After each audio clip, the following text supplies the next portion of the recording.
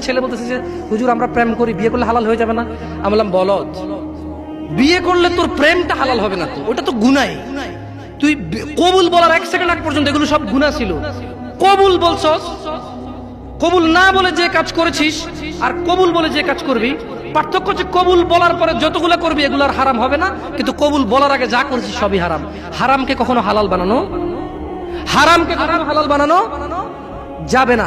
বরঞ্চ এটা করতে পারিস যে আমি হারামে ছিলাম, আমি এখন এটা হালাল করেছি, আল্লাহ তুমি আমার হারামটাকে ক্ষমা করো। হারাম কখনো হালাল হবে না।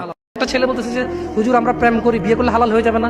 আমি বললাম বলদ, বিয়ে করলে তোর প্রেমটা হালাল হবে না, তো ওটা তো গুনাহ।